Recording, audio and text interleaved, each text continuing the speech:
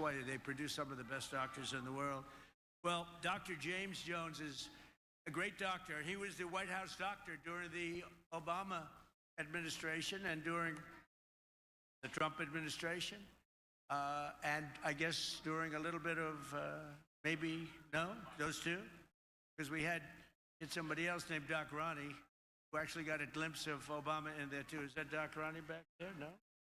Doc Ronnie did all three.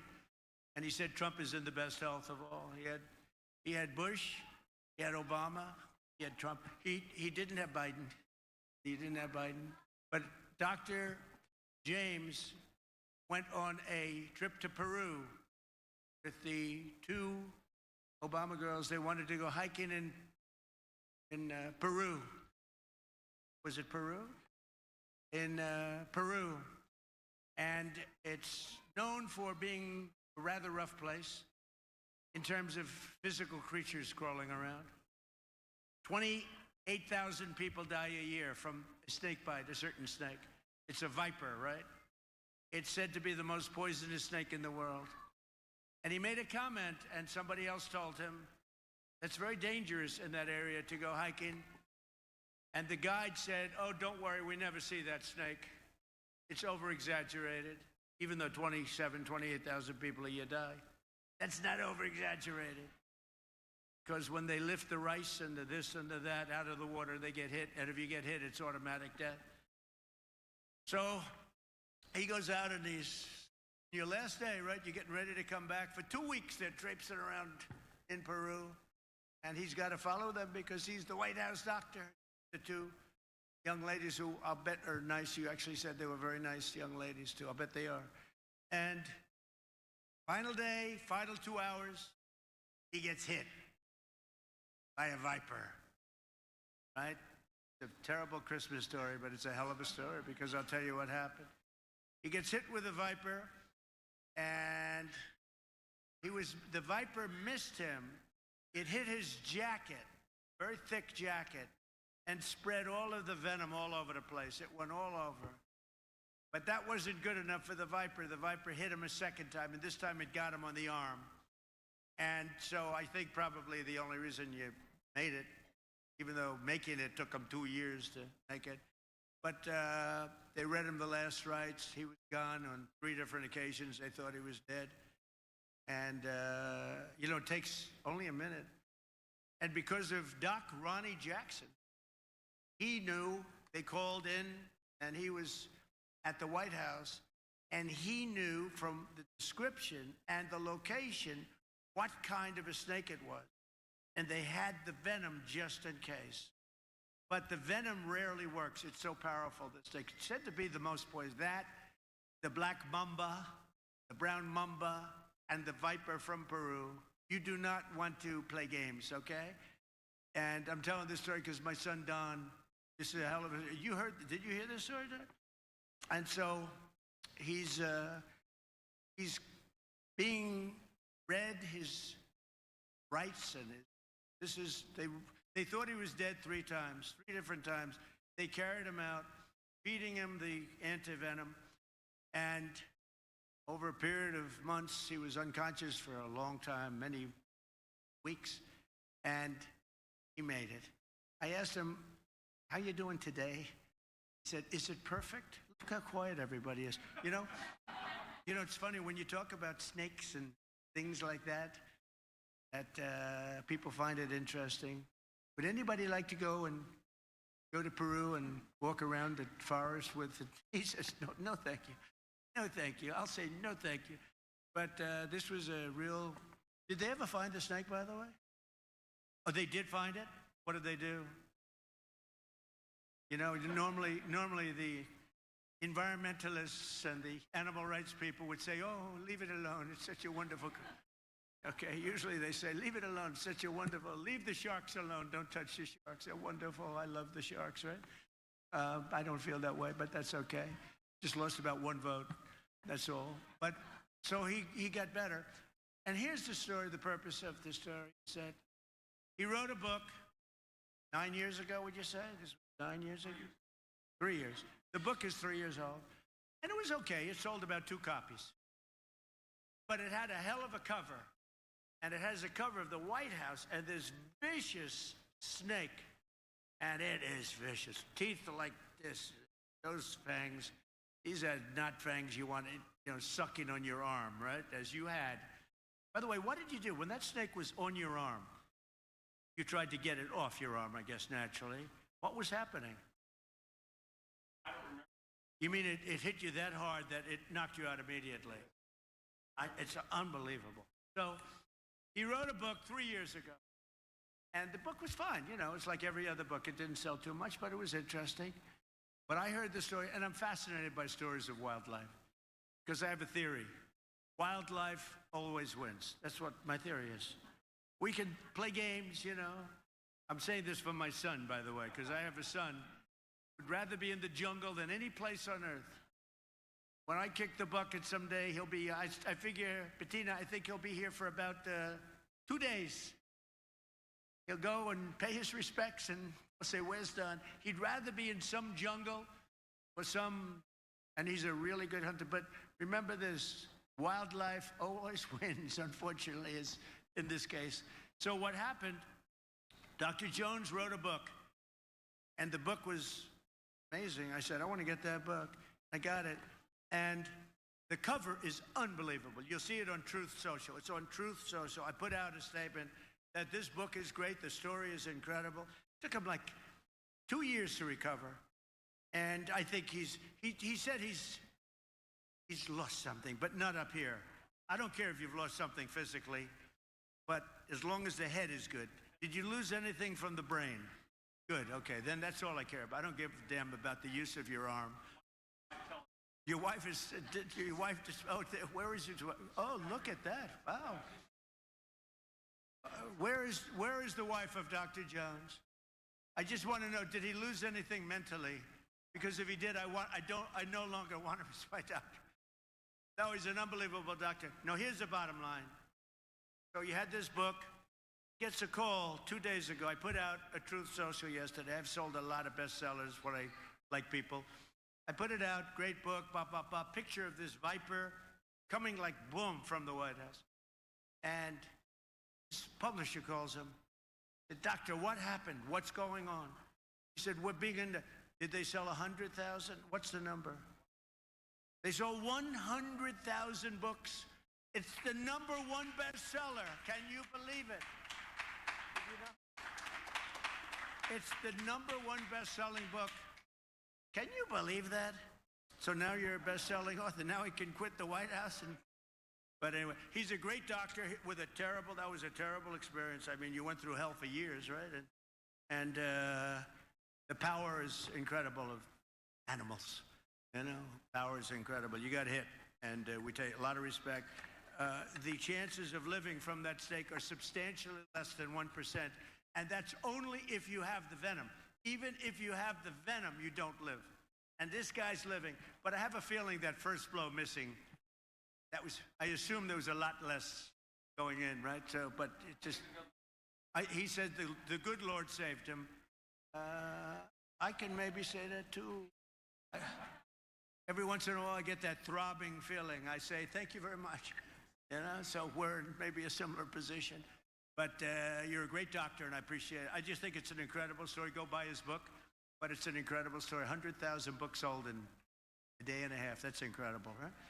Amazing story. I want to just explain a couple of things, and then I'm going to just leave by saying have a great Christmas. But our country is doing really well. We inherited a mess from Biden and the Biden administration. We had the worst inflation in the history of our country. The worst inflation in the history of our country. Prices were the highest they ever were. And what we're doing is bringing them down. We now have inflation is totally neutralized.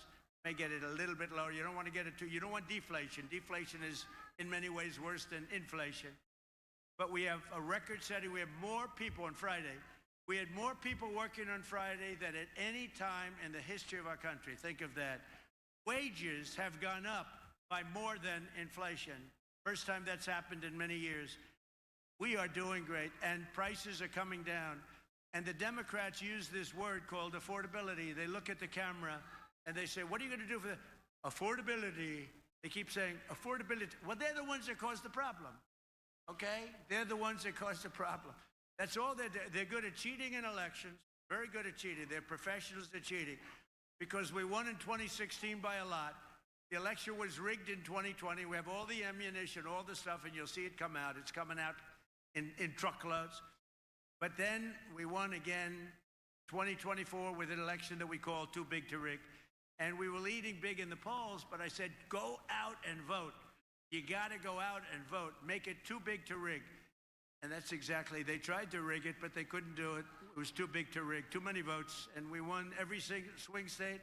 We won by millions of votes. We won the popular vote. We won the college, electoral college. We won something else by a lot. We won something else that was amazing, and that's called districts. So the country is divided up into thousands of districts. We won 2,750 to 525. That's why when you look at a map of the election, the entire map is red other than two little blue stripes along the outer edge. One is California, one's New York. And California's election, New York also, but California more than any other place is so rigged, such a rigged election. You know, we won the Hispanic vote. So a lot of people say Republican wouldn't win California, but I won the Hispanic vote. I won in Miami. Think of that. In Miami, I won the Hispanic vote. Along the Texas border, I won every single city or town touching the Texas border, and they're 85 to 90% Hispanic. We won the Hispanic vote. If the vote in California was legitimate, which it's not, they have 38 million ballots. Everything is mail-in voting. They mail out 38 million ballots, and they come in. Where the hell do they go, and where do they come from? It's a rigged election in California because we would win California by a lot. And again, they feel they have the advantage with Hispanic. They don't, because I won Hispanic vote. So we did something that was amazing. We made a comeback, and we got the most Republican votes in the history of elections. We won Texas by more votes than anybody's ever gotten to this. Well, I did number 1, number 2, and 3. All 3 I did in Texas and Alabama and many other states. In many states, we have the all-time record for votes. And it was just a great election. This was a great election. And you had long since recovered from the Viper bite, so you acknowledge that this was a great, because I said, I want that guy as my doctor. And it's true. And your partner is so great. He's such a great guy. So I just want to say this was an amazing period of time.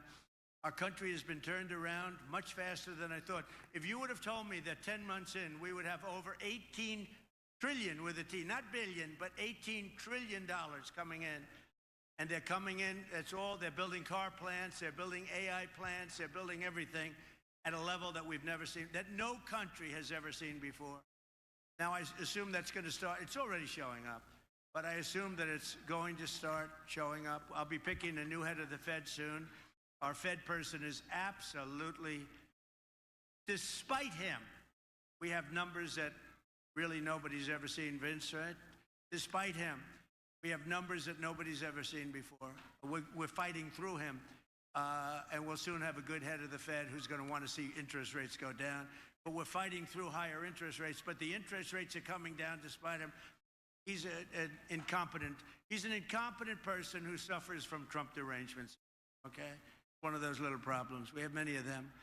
But we're fighting through that stuff, and we have a country that potentially is geared to have the most incredible golden years ever. We're going to have, it's the golden age. I say it's the golden age of America. When these factories and plants open up by the thousands, Toyota just announced they're going to spend $10 billion building plants to make Toyotas.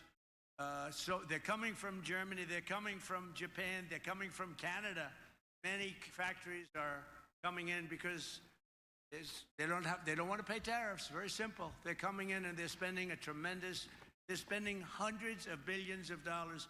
Our car industry lost 58% of their capacity over the years. They went to Europe, they went to Mexico, Japan, they went all over. They went to South Korea. And now it's just the opposite. They're all coming back. We have an age that's coming up, the likes of which I don't think this country has never seen. And I just look so forward to the results. You're going to see results in 6 months to a year. I think you'll see results. We've never had anything like it. Again, there's never been any country. China, wonderful. I have a great relationship with President Xi. China's never seen it. Nobody's ever seen it. And by the way, we're leading in AI by a lot. AI is a big deal.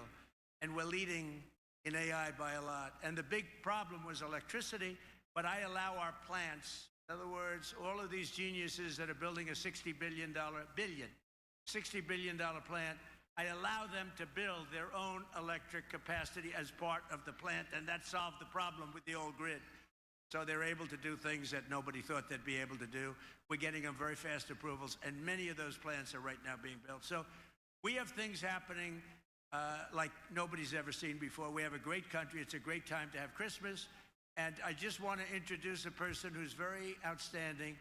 She is a great person, a highly respected woman. Every time I make a speech, I see signs, "We love our First Lady. We love our First Lady." They love our First Lady. What can I do? I don't like it because I think they like her more than they like me, and I am not happy about it. I am not happy. We're going to have a discussion about this. But they love our First Lady. And you know, Melania did all of these decorations, and she's gotten great reviews. The first year she did the trees, that's right. The first year, year one, she did the trees, they were white, and they were so, snow, beautiful. And the fake news hit her hard. The next year, they were red, gorgeous red.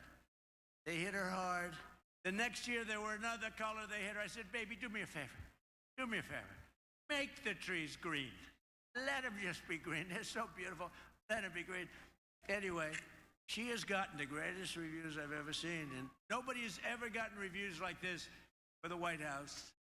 I actually like the white ones better, but what am I going to... She has done a great job, and maybe I'll ask her to say a few words. She loves you all. Thank you very much. Good afternoon. Welcome to the White House. It's nice to see familiar faces. First of all, my thoughts and prayers go to the families of people who lost their loved ones around the world in this difficult time. We are celebrating here Christmas, and I'm thinking about them, what they're going through. So my heart is with them. I would like that you enjoy today the White House. It's a special place. And we have a Santa visiting today. I hope you saw him. And if not, go to visit him in the green room, the family's room, a game room. He's waiting for you. You could take pictures and maybe whisper to him what you would like to have as a present for Christmas. So enjoy the time. Wishing you a Merry Christmas and a very Happy New Year. And all the best to your families. Thank you. Thank you. And I just want to say, go. You're here for a reason. It's to celebrate Christmas and all of the holidays and the success of America. But we have the best chefs here. You are going to love that food, so go and get the food. Everybody wants to come to the Christmas party. I have made so many enemies because you can only have so many. And I've made so many enemies because I'm saying, "I'm sorry, we're just not able to accommodate you." I don't necessarily say it myself, but our people do. And I think it's 10 to 1, Vince, 10 to 1. The 1 gets in and the 10 don't. This is not a good, politically, this is not a good thing, but you're here. The food is phenomenal. Go eat. Merry Christmas, Happy Hanukkah, and really have a fantastic year. We're going to have a great year. Thank you very much, everybody. Thank you.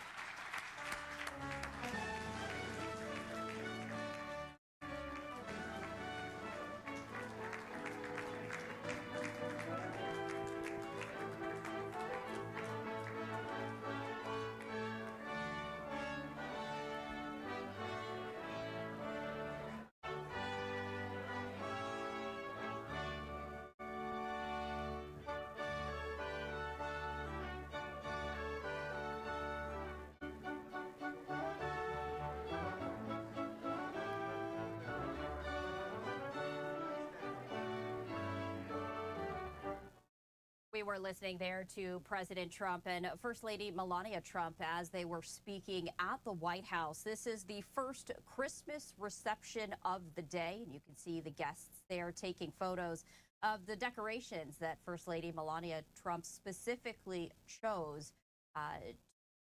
there at the White House. Really spectacular Christmas trees right there. We also wanted to let you know that coming up at 5:15 p.m. Eastern Time, President Trump will be holding a second Christmas reception. Now, this one that we just brought you live, uninterrupted, was originally closed to the press. In fact, the White House listed it as closed to the press. As you can see, cameras were allowed inside. The 5:15 p.m. Eastern Time Christmas reception, that is also slated to be closed to the press. However, we did see that cameras were allowed inside in the first one, so we are anticipating perhaps cameras will be allowed inside the second Christmas reception of the day. That's scheduled for 5:15 p.m. Eastern Time. If the media does have access to that event, we, of course, will bring that to you here on Live Now from Fox Uninterrupted. For now, though, we're going to step away for a brief moment. We'll be right back. As you gather for the holidays, things don't always go to plan. But a slight detour can bring the sweetest of surprises.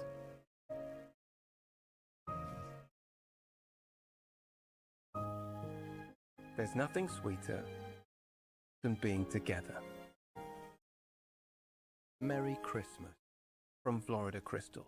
Now through Sunday, it's the Holiday RV Show at the South Florida Fairgrounds. The parking lot is overflowing with hundreds of discounted new and used RVs. Save thousands on the RV of your dreams. The Holiday RV Show at the South Florida Fairgrounds ends Sunday.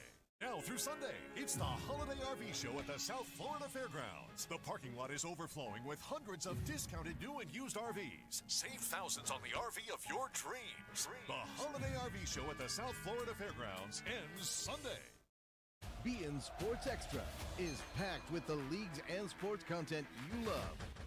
Ligue 1, the Turkish Super League, the Polish Ekstraklasa, Copa Libertadores, Copa Sudamericana, the incredible tournaments of Africa, plus combat, Olympic sports, and so much more. Watching premium sports was never so easy. beIN Sports Extra. Free sports 24/7. Calling all Tyler Perry fans. Where the family? Hello. Oh, hell no. If you want your favorite hit comedies in one place, 24/7. It's going down faster than a football player at a strip club. BET Tyler Perry Comedy with House of Pain and Assisted Living every day and night. All the laughs, all the heart. What? All the time. Okay, I love BET Tyler Perry Comedy. Welcome back to Live Now from Fox. I'm Stephanie Quinu. It's been a very busy Sunday as we have been continuing to follow all of the developments on a number of breaking news stories. This is a live look right here from Providence, Rhode Island, as we were hearing from law enforcement officials just a short time ago, providing a little bit more information into yesterday's Brown University shooting. Police stating that the person of interest that they have detained currently at the police station, questioned by officers, is a man in his 20s. We are going to be playing out the very latest information coming up at the top of the hour. So we did want to share that with you, as police did provide a little bit more information stating that they are currently questioning a person of interest in yesterday's Brown University shooting, stating that he is a man in his 20s.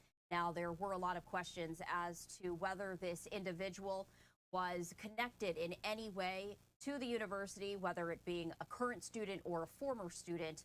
The police did not share that information, stating that they did not want to compromise the investigation by sharing more information publicly than they are comfortable with doing so.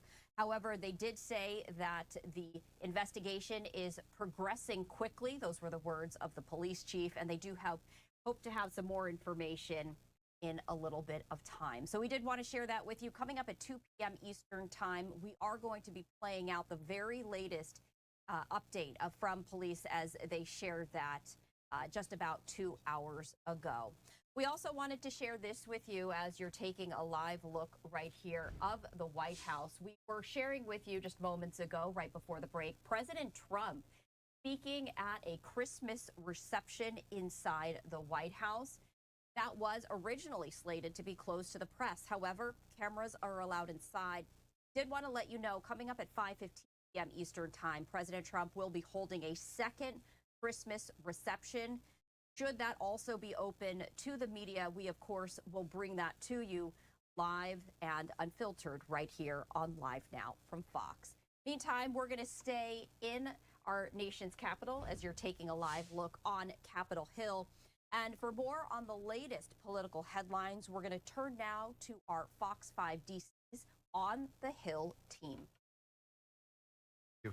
Another major story we're following for you this Sunday. A federal judge has blocked immigration officials from detaining Kilmore Abrego Garcia once again. Now, you'll remember Abrego Garcia was ordered released last week from a Pennsylvania detention center and is back in Maryland. Fox 5, of course, has followed this case closely since he was accidentally and wrongly, in some people's opinion, deported to El Salvador several months ago. He was eventually brought back to the U.S. to face federal charges for human smuggling. He has pleaded not guilty to those charges. However, the Trump administration is opposed to the judge's decision and had this to say about him.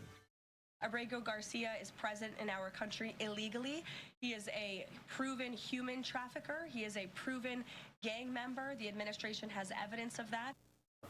All right, let's get to it. Maryland Democratic Congressman Glenn Ivey joining us live this morning for more on this case. Congressman, you and I talked on the day that the judge's order came down to release him. He's now back at his home, but is this the end of the road for the federal government's efforts to remove him from the country still? Probably not. You know, the White House statements, you played a clip of that, but basically suggested that they're going to keep going after him, which is pretty sad. I think it's been made clear over and over again that, as you mentioned, he was initially deported illegally. Courts had to say to bring him back to the country so he could get his due process, including the Supreme Court. They dragged their feet on that, and then they ended up dropping federal criminal charges on him to sort of justify the fact that they said they couldn't bring him back, but then did. So it's been a weird and illegal, largely, odyssey. It's another example of the Trump administration's abuse of the Department of Justice, but hopefully the judges will keep ruling in his favor, and he'll be able to get to the end of this. Congressman, you used to be a U.S. attorney yourself. There is another case out in Tennessee right now where he is charged with human trafficking in addition to the immigration case that he faces in Maryland. How will this lay out, and in which order will they take these two cases? Well, that's been interesting to watch, too. I mean, usually a civil process like deportation would defer to the criminal track. But here they've been trying to deport him, even though he's got a criminal trial date coming up. So I'm not sure what exactly the choreography there would be. But the criminal case looks like it's been, looks a little bit like the Letitia James and James Comey types of indictments. It's something that they apparently brought because they were mad at him. The charges came from an incident that happened several years ago. And while they'd already deported him, they sort of decided to go forward with these kinds of charges. The judges in Tennessee haven't seemed all that impressed with the case so far, but we'll have to see how it goes. They didn't announce, though, when they released him pre-trial, that they had found that he was not a threat to the public or a risk of flight. So the things you heard in the clip from the White House don't really, jibe with that either. Well, the White House has also alleged that he has criminal gang ties. They've also released documents that indicate he's had some domestic disputes in his past. Why has Kilmore Abrego Garcia become the face of this immigration fight? I'm not sure. I paid attention, obviously, because he's in my district, but I think there's hundreds of cases like this so far. House Democrats exposed, Secretary Noem for deporting veterans last week at a hearing. They've also deported people from Venezuela and other places who were here legally. But the bottom line, though, is they seem to really be wanting to not give due process to people. In other words, let them go to court so they can appear before a judge and let the law and the evidence decide it. And the other part seems to be, too, that they really don't seem all that interested in making sure that there's some sort of end date for this. In other words, they sent Kilmar to El Salvador for jail with no end date. Yeah. We're up against a break here. We're not done with it just yet. We're going to continue our conversation with Congressman Glenn Ivey right after the break. Want to get into this deadline coming up on these health care subsidies. Fox Eyes on the Hill continues right after this.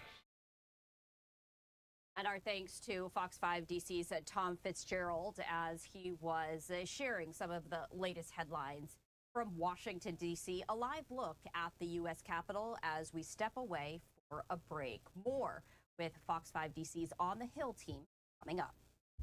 For you uncontrolled nasal polyp sufferers out there, Dupixent is an add-on treatment that invites you to go beyond. Dupixent goes beyond your nasal polyps by helping block a key source of underlying inflammation that can cause them. It's an alternative to surgery that can reduce congestion in as little as 2 days and help you breathe better. And because Dupixent goes beyond, you can too. So take action against this inflammation. Don't surrender to congestion. Be a nose breather. Severe allergic reactions, including skin reactions, can occur. Get help right away for face, mouth, tongue, or throat swelling, wheezing, or trouble breathing. Tell your doctor right away if signs of inflamed blood vessels like rash, chest pain, worsening shortness of breath, brown or dark-colored urine, tingling, or numbness in limbs. Tell your doctor if new or worsening eye problems, like eye pain or vision changes, joint aches and pain, or a parasitic infection or asthma.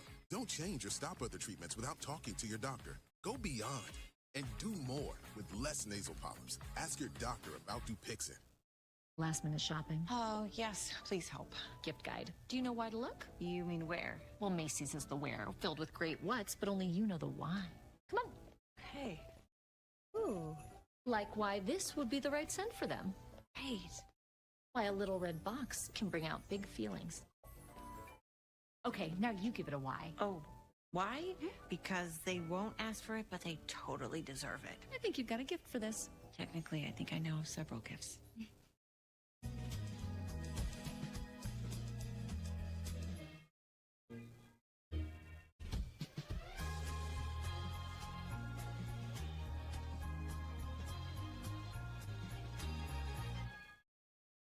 That is crazy.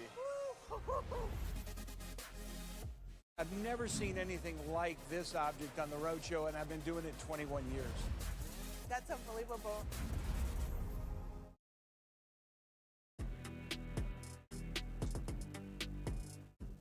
Welcome back to Live Now from Fox. I'm Stephanie Quinu. We are going to continue with our top political headlines going back to Fox 5 DC's On the Hill team.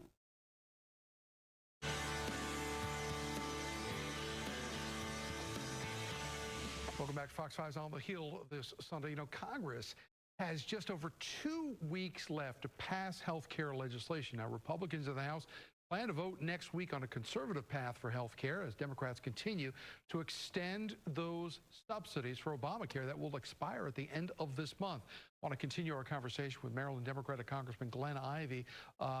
Congressman, we're up against this deadline. It comes at the end of the month. The GOP says they have a plan for this, but is this a plan that Democrats not only could support, but would address this issue of the expiring subsidies? It doesn't appear that they have a plan that they can support yet. So you have a handful of Republicans in the House who, and I mean like 10 or so, who are saying, how about a 1-year extension? You've got another, I think 15 saving maybe a 2-year extension. By contrast, you know, House Democrats, all 214 of us have signed on to a bill for a 3-year extension. So, you know, we get 5 Republicans or so, we can wrap this up. But as you saw in the Senate votes last week, they're all over the map. President Trump doesn't have any kind of proposal. He keeps talking about bigger things beyond an extension, like HSAs or, you know, just revamping Obamacare entirely. And, you know, there may be a time where we can do something like that, but it's not going to happen in 4 days. We have 4 legislative days left.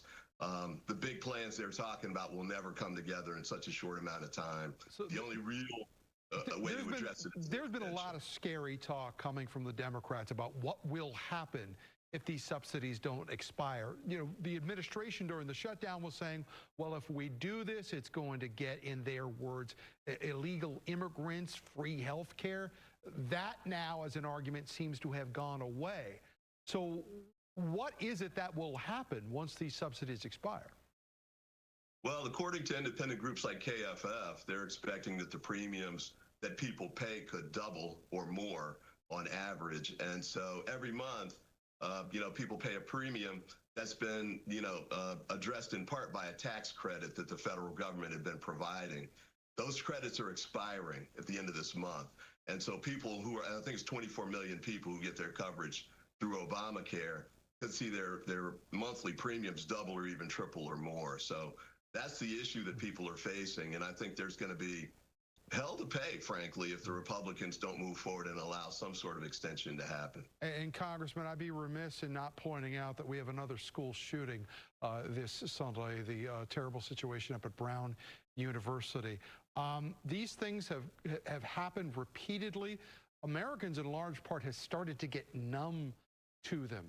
If at any point could there be a new conversation about how to address this situation and prevent them at long last now as we approach yet another anniversary from Sandy Hook? I mean, I wish I could say yes, but I think it's unlikely. Remember, we've had members of Congress, Gabby Giffords, for example, Stephen Scalise was a Republican. They've both been shot, and the House still couldn't move forward with some sort of efforts to address gun violence at any level. I mean, my Republican colleagues won't even support a ban on ghost guns, which have no legitimate purpose. Why they won't vote to ban those, I don't really understand. Is Maryland Congressman Glenn Ivey joining us live this morning. Congressman, we thank you so much for your time. We hope you and your family have a pleasant holiday as well, too. Fox 5's on. And we do want to thank our Fox 5 DCs on the Hill team as they were speaking there with Glenn Ivey, talking about the Brown University shooting. And I did want to share the very latest. If you're just joining us at this hour, just a few hours ago, officials provided more information about that shooting, now stating that the person of interest that they have detained and are currently questioning at the police station is a man in his 20s. Previously, investigators had said the person detained was in their 30s, now stating that they are in their 20s. That is the only information that law enforcement has publicly shared in terms of who this person of interest is. They have not indicated a name nor any connection with the university itself. We're taking a live look there at Providence, Rhode Island, as we learned a little bit more information. The police chief not giving specific details about the progress of the investigation, only saying that it was progressing, quote, extremely fast. They are currently working on obtaining search warrants to gather more information. And they continued to speak about this particular video that I'm going to show you right now. This is surveillance video of that person of interest that they shared. This is the only video that law enforcement so far has shared with the public. But we did also want to bring that to your attention as they did speak just a little bit ago. And I did want to bring you the very latest update from officials there in Providence, Rhode Island, as we have learned that the person of interest is a man in his 20s.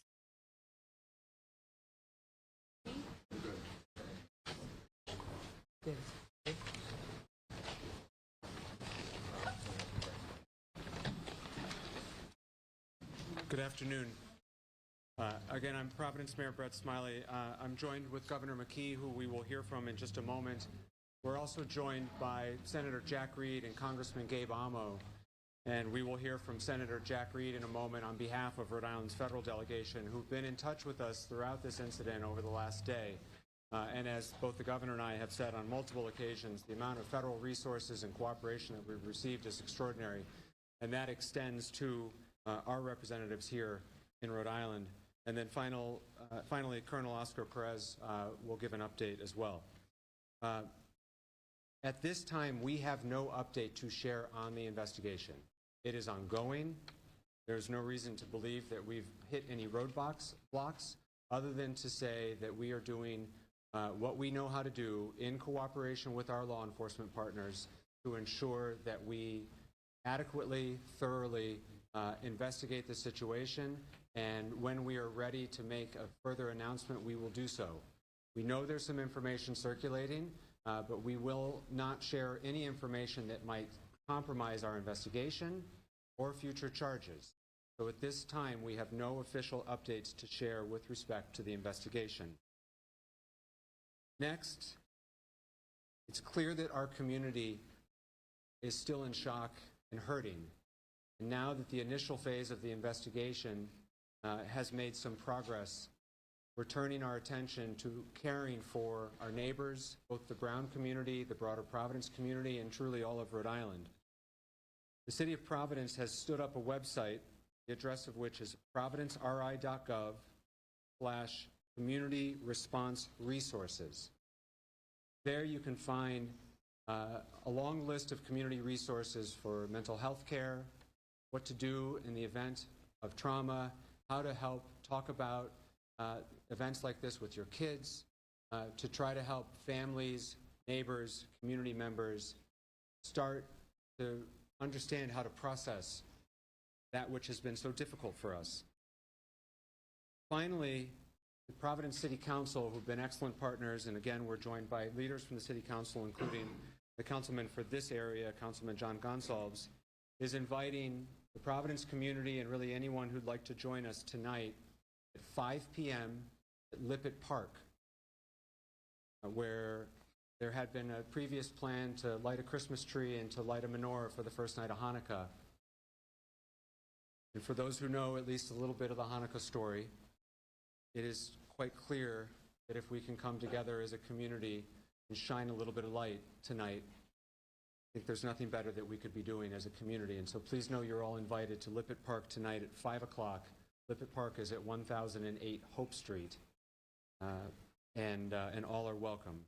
Certainly Providence Police and other folks will be on hand to make sure that we are all can be in community without any concerns tonight. I'd like to note that Family Services is here with us today, Margaret Holland McDuff. She is one of those community resources that has become available.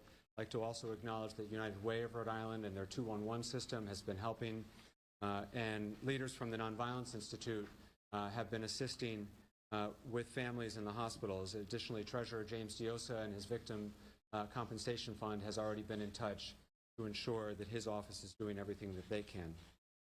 Before I turn it over to the governor, I'll just share that a couple hours ago I was at the hospital. I know President Paxton has been several times, but I had a chance to meet with a few of the victims and their families. And while they are receiving excellent medical care, and I want to thank the professionals at Brown Health and Rhode Island Hospital, the professionalism, these folks, just like our law enforcement professionals, have been up all night working, but the level of care and professionalism that they are exhibiting is extraordinary. These survivors are receiving excellent care, and the resilience that these survivors showed and shared with me is frankly pretty overwhelming. It pales in comparison what they've gone through for the rest of us here. We're all saddened, scared, tired, but what they've been through is something entirely different, and yet they showed courage, hope, gratitude for how this community has stood up for them and how the healthcare providers cared for them. A couple of the family members who I had a chance to speak with are so grateful for what they've seen and heard of the outpouring of support from this community, and so I want to relay that to all of you, that they're watching what's happening also. Their healing is improved based upon all of the positivity and love and care that they've seen from not just the Rhode Island community, but frankly the national community, and so thank you. Governor McKee has been an incredible partner through all of this, and I'm grateful for his leadership and the compassion that he's shown and the relentless focus he's had on those individuals who are recovering in the hospital right now, and I'd like to invite the governor to say a few words.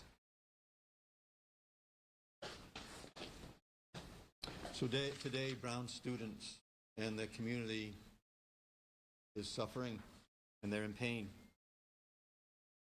So please let the President and the Brown community know that we stand with you. So as we start this second day of this tragedy, I do feel as though it's important to really point out Mayor Smiley and his team, first responders, state police and our federal partners, Brown University, the staff at the hospitals, and as the mayor said, the media who has been able to really put out the information that I'm sure is going to help accelerate the fact that we have someone in custody. The mental health support. The community needs our compassion and our support as the process of this horrific event unfolds. As governor and as a Rhode Islander, I get to speak on behalf of the people of the state of Rhode Island. As a dad, as a grandparent, it hits home to us, all of us, me included. While a suspect has been detained, our work as a state is not over. As governor, I'm committing to the city and to Brown and the broader community that has been impacted by this to make sure everyone who needs assistance, mental health assistance,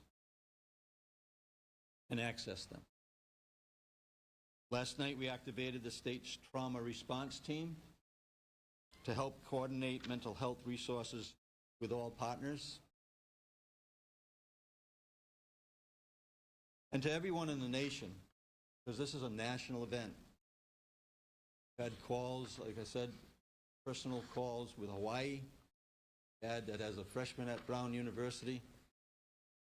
To everybody out there in the country, please send your prayers here to Rhode Island. And to all Rhode Islanders, let's do what we do best. Let's stand by and support our neighbors when they most need it. And we stand ready to do exactly that. So we're listening in there to a number of Rhode Island officials as you're taking a look at some video of the scene there at Brown University after a shooting took place on campus yesterday. Police now have a person of interest in custody. They have detained him. They are speaking with him at this hour, only saying that he is a man in his 20s. We are going to play out the rest of those remarks after the break. We'll be back. We make Copenhagen the right way, the hard way. American-grown tobacco, guaranteed fresh. Warning, smokeless tobacco is addictive. As you gather for the holidays, things don't always go to plan. But a slight detour can bring the sweetest of surprises.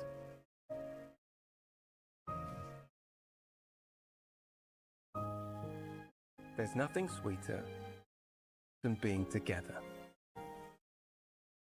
Merry Christmas from Florida Crystals. Missed it by that much.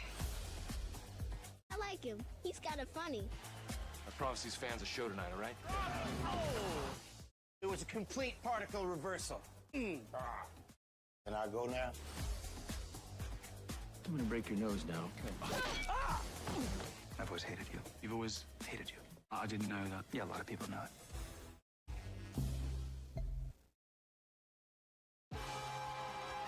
Now what are you gonna do?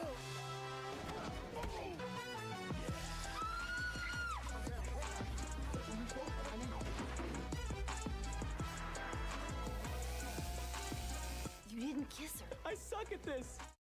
Richie Lands, talent manager, Van Nuys, California. Assalamu alaikum rahmatullahi barakatuh. Back at you, babe.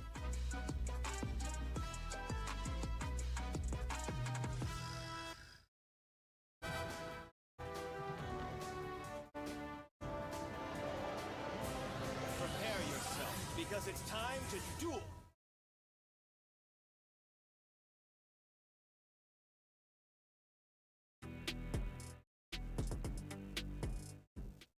We are continuing to follow all of the developments out of Providence, Rhode Island, as lawmakers and law enforcement officials are providing an update on the Brown University shooting, stating that they do have a person of interest in custody. They are questioning him at this hour, stating that he is a man in his 20s. The very latest information on this shooting that happened yesterday during final exams. 2 people were killed, 9 others wounded. And I did want to share just a little bit more information before we play out some of the additional comments from law enforcement and elected officials. Right now, the very latest on the wounded, the conditions have not changed at this hour. 1 person has been discharged from the hospital. 1 person remains in critical but stable condition, and 7 others are in stable condition. Let's continue playing out the very latest from officials.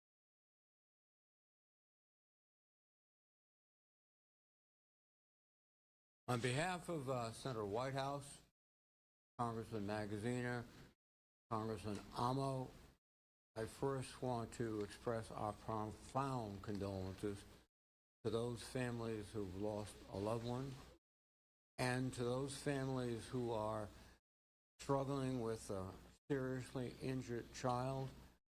We offer not only our sympathies, but our prayers for a speedy recovery. I must commend the leadership. Mayor Smiley has done a superb job. The governor has done a superb job. The President Paxson, and the Provost Doyle, have also stepped up and done a superb job. We are also, I think, particularly indebted to the police officers and the firefighters from Providence, the Brown University Police Department, many departments, both police and fire from across the state of Rhode Island, our state police, and a special word of praise and thanks to our federal law enforcement officers, the FBI, the ATF.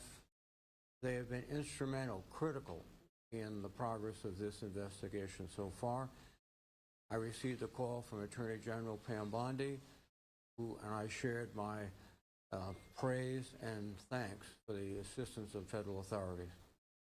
This has been a horrible, terrible moment. But in moments like this, we see the best of Rhode Island. The firefighters, the policemen, the civic leaders, neighbors who come together, and let us celebrate that community. Thank you. Thank you, Senator. Finally, we'll hear from Providence Police Chief Colonel Oscar Perez. Thank you, Mayor. So, yeah, the message is the same. I'll echo the message from the Mayor earlier as far as where are we with the investigation. I'll tell you that right now the investigation continues to progress extremely fast. We're in the process of collecting evidence and seizing items that we need to seize, search locations that we need to search. I want to commend the quick response of ATF, FBI. As the items get seized and collected, obviously they will provide the resources and the equipment that we need to ensure that we have the right legal requirements and facts in order to be able to provide that so that we can move along. I also want to commend the Attorney General's office, who has been standing by us to ensure that our process is continuing in a proper manner. And so that's where we're at with it. We'll continue. It's a complex investigation. I know there's some speculations out there about names, and I'm not here to confirm or comment. I know you're going to ask me that as far as names. I'll tell you that I'm not going to confirm or comment, because in the years that I have in this department, in this police department, we stand on grounded facts, not a speculation. And at that point, we'll be able to, once we're ready and we have the appropriate and accurate information, we'll be able to update you with that. My goal is that we're able to have that information as soon as possible. But again, I tell you that respectfully, and I have the responsibility to respect the integrity of this investigation. I think that is complex. Any detective that worked last night and all the agents that worked last night, I have responsibility to respect the work that they're doing. And so when we're ready to provide you with that info and to come to or to give you the right info, I will make sure that you get that updated. So. Colonel, managed to establish any connection between and the university. Why did the suspect target the university? So that's all part of the investigations that we're conducting, and again, it's complex, and we want to make sure that once we have, at the appropriate time, give you the accurate information, we'll be able to provide that information for you in that answer. Go ahead, John. Colonel, person of interest, is that the same individual